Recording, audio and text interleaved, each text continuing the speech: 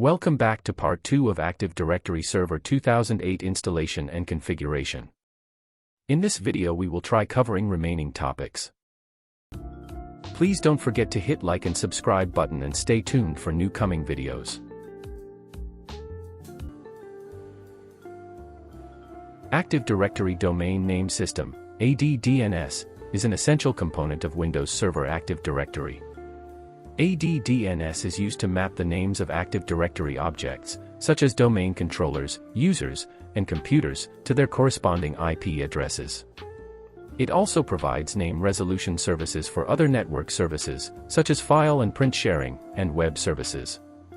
Active Directory requires DNS to be available and correctly configured in order for the domain controllers and clients to locate and communicate with each other. The DNS database contains service location, SRV, records that are used by Active Directory to locate domain controllers, as well as other records that are used to locate resources, such as hosts and printers.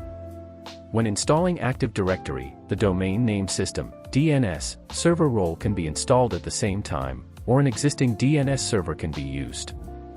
Once ADDNS is configured, it can be used to manage DNS zones, records, and other DNS settings for the Active Directory domain. Administrators can use the DNS Manager console or Windows PowerShell to manage DNS zones, records, and settings for the ADDNS service. Before installing DHCP role, create a DHCP service ID and assign needful permissions. Active Directory Dynamic Host Configuration Protocol, ADDHCP, is a component of Windows Server Active Directory that provides automatic IP address assignment to client computers on a network. DHCP is a protocol that enables a network administrator to automatically assign IP addresses, default gateways, and other network configuration parameters to network devices.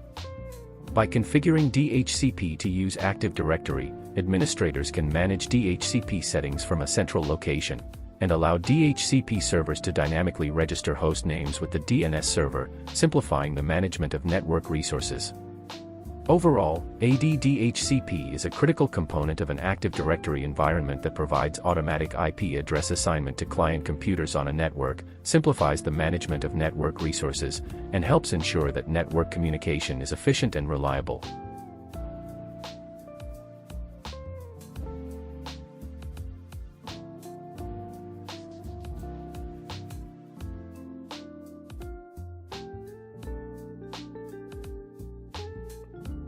Please configure DHCP with proper configurations.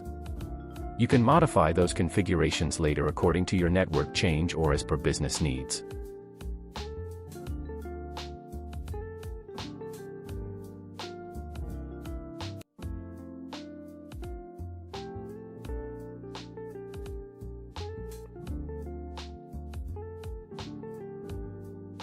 You can add DHCP service account during installation and can change or manage later from DHCP console as well.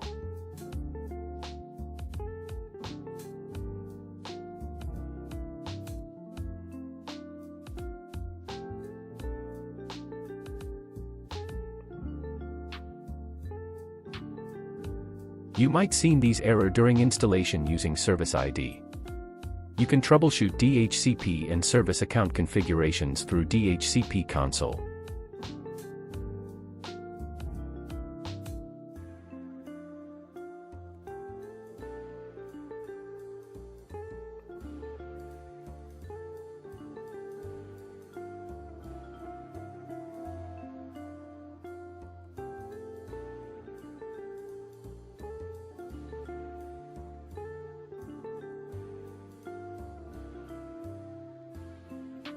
Make sure DHCP authorized state and most issues also can fix by restarting DHCP server service.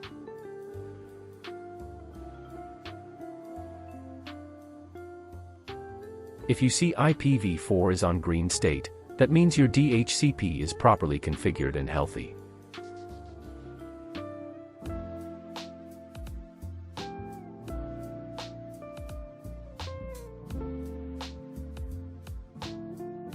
Let's move on to adding our second domain controller to existing domain. If you remember, we already performed initial steps on server 2 and now it's ready to promote a second domain controller in our existing domain.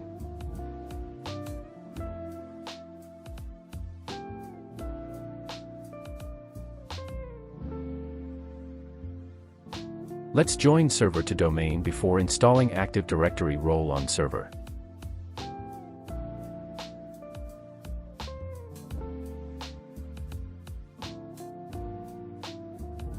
Make sure to use domain admin account to join server to domain.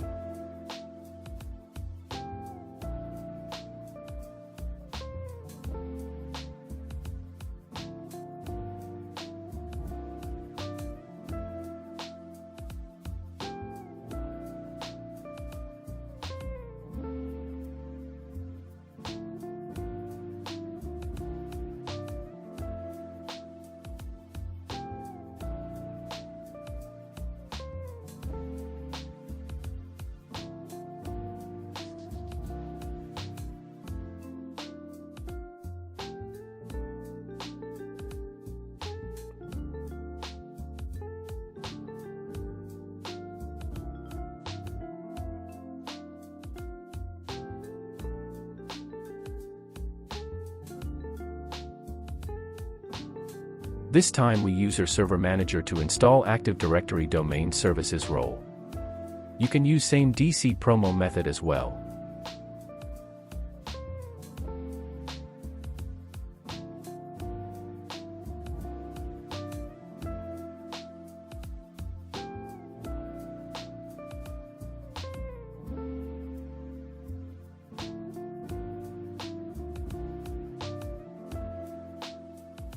You need to configure role once installed.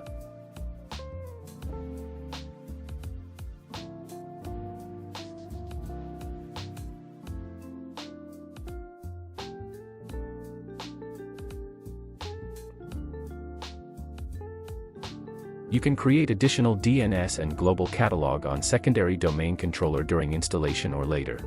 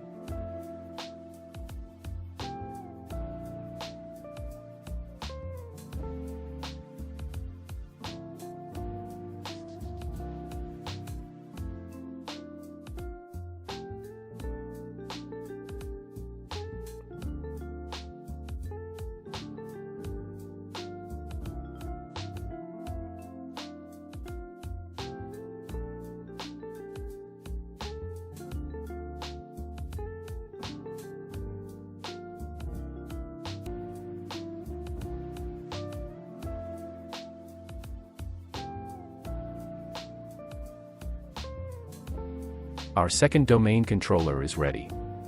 Let's perform initial tests and verify replication between both DCs. We can try create new user on domain controller 2 and see if it can replicate to domain controller 1.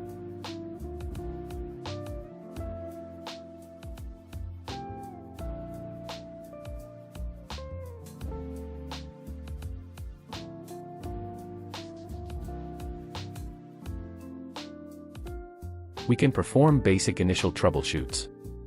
Can try gp update/force command to see if can resolve issue.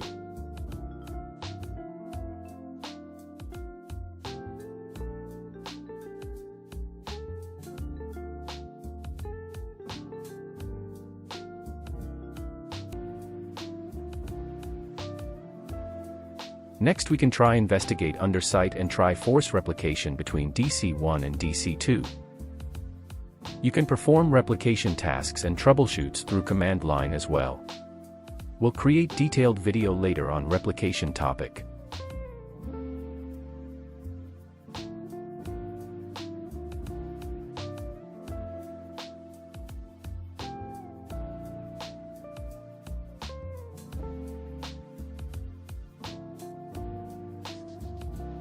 can create connection manually between domain controllers if not created automatically during installation.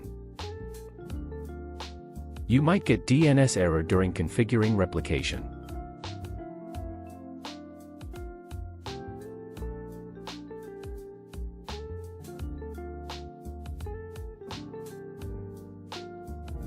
Let's perform basic DNS troubleshooting steps.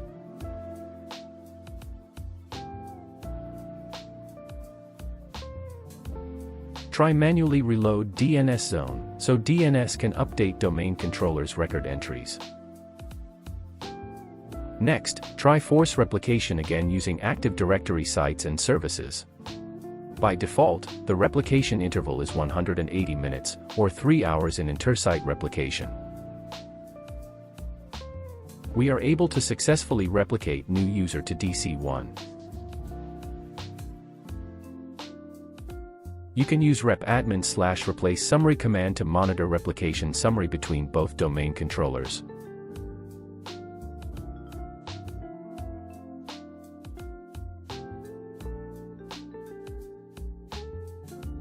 Lastly, let's review Global Catalogue location.